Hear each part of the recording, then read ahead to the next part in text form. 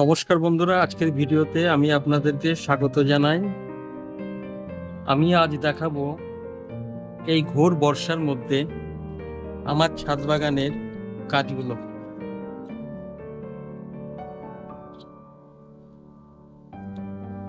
বর্ষার মধ্যে আমি বলতে চাই আপনাদেরকে, কাজ তো বাঁচানো খুবই মুশকিল হয়ে যায় যদি ঠিক মতো একে পরিচর্যা না করা যায়, তাহলে কাজকে বাঁচানো খুব মুশকিল হয়ে যায়। তো আমি অবশ্য যতটা পারছি শেডের নিচে রেখে গাছগুলোকে আর কি ঠিক মতো পরিচর্যা করছি। তো আমার বাগানের গাছগুলো একবার দেখুন, এত সুন্দর সতেজ হয়ে উঠেছে গাছগুলো, এ দেখে মন ভরে যাচ্ছে।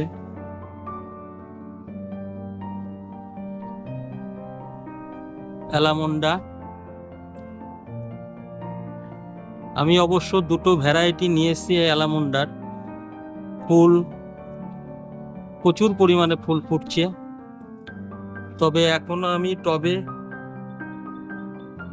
গাছগুলোকে প্রতিস্থাপন করিনি। এই বর্ষায় করবই বা কি করে এই গাছগুলো প্রতিস্থাপন,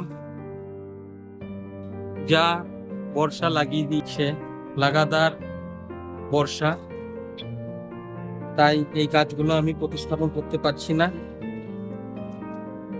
এটা একটা অ্যালামন্ডা, এটা হচ্ছে হলুদ কালারের। অবশ্য এই গাছের কুড়ি ধরে আছে, এই দেখুন কুড়ি ধরে আছে, কিন্তু ফুল প্রতিদিন একটা দুটো করে ফুটছে এবং ঝরে যাচ্ছে। যাই হোক, জবাগুলো এত সুন্দর স্বতঃস্ফূর্ত হয়ে আছে যে খুবই সুন্দর লাগছে।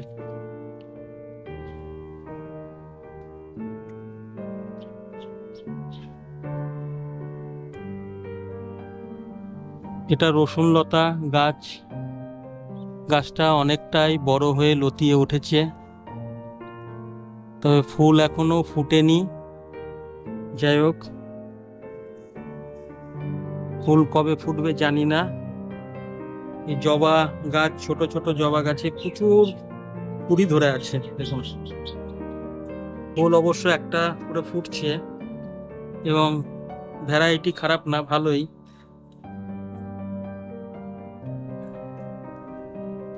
আর গোলাপ গাছগুলো দেখুন, গোলাপ গাছগুলো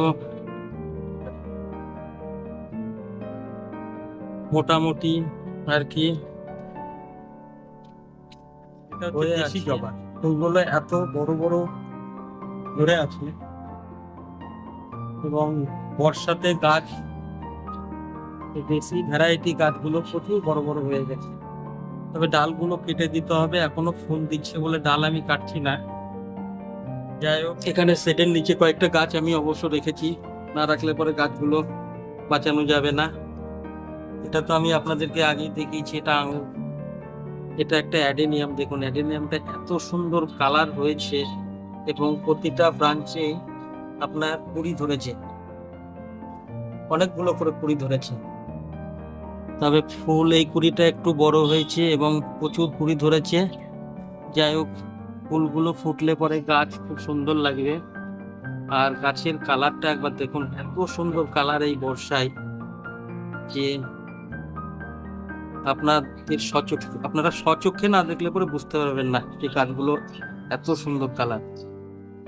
এটা একটা অবশ্য বুদ্ধজয়ী, এখনো ফুল ফুটছে না কেন জানি না। অনেকদিনই অবশ্য নিয়ে আসা হয়েছে এই গাছটা, কিন্তু ফুল ফুটছে না এখনো। গাছটা লতিয়ে অনেক বড় হয়ে গেছে।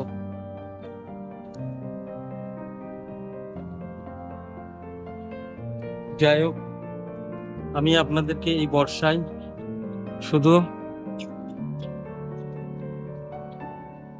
আমার ছাদ বাগানের গাছগুলো দেখানোর চেষ্টা করছি, যে গাছগুলো কেমন আছে এবং কতটা স্বতঃস্ফূর্ত হয়ে আছে।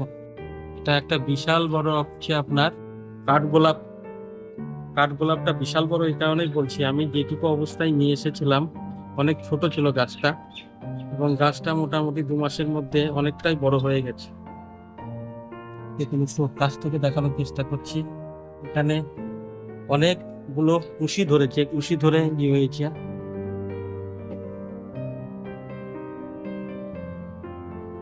দেখুন আকাশের অবস্থা এতটাই খারাপ যে লাগাতার আজ কয়েকদিন ধরে বৃষ্টি হচ্ছে, তাতে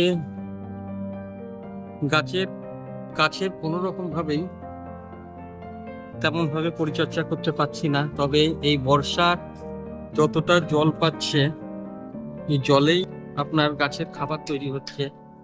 তো বর্ষার জল অবশ্যই প্রতিটা গাছে লাগানো উচিত, যাতে গাছগুলো ঠিকমত সতেজ হয়ে ওঠে এবং গাছের খাদ্য একাই তৈরি করতে পারে।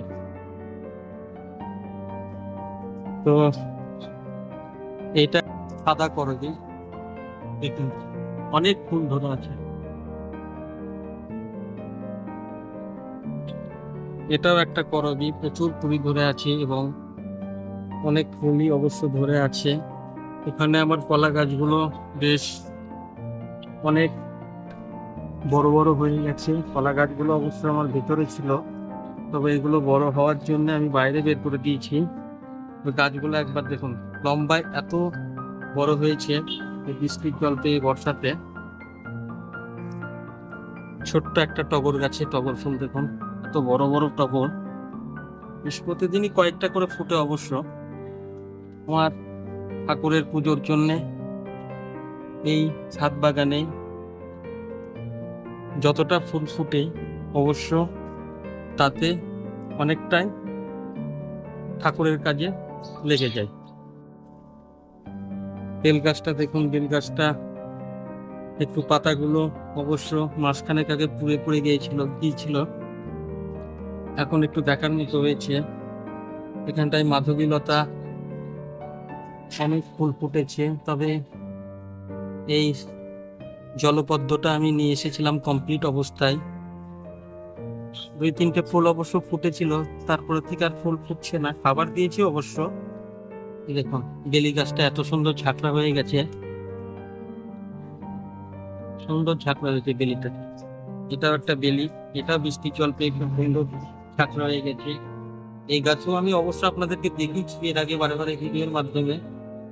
এটা একটা পোকা টগর, দেখুন এইটুকু গাছে অনেক কুড়ি ধরেছে, ছোট ছোট কুড়ি ধরেছে।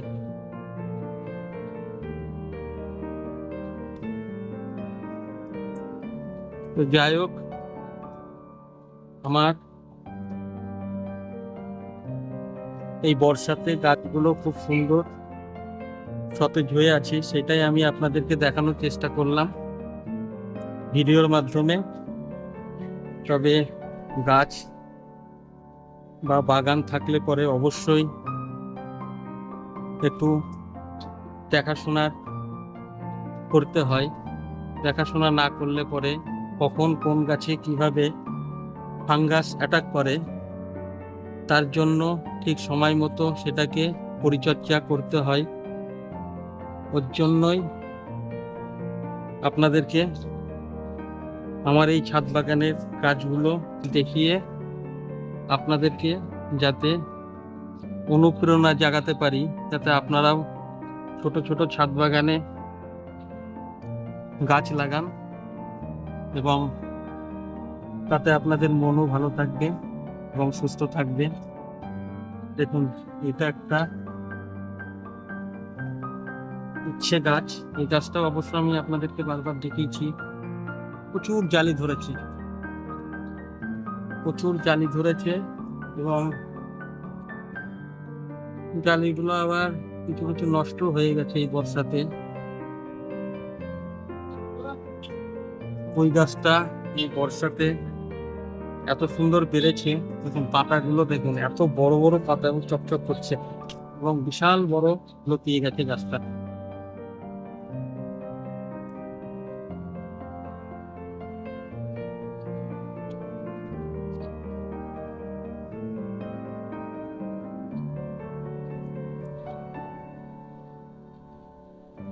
যাই হোক, এই বর্ষায় আমাদের এই পরিবেশে গাছের কিছুটা খাপ খাইয়ে নেওয়ারও প্রয়োজন পড়ে, এবং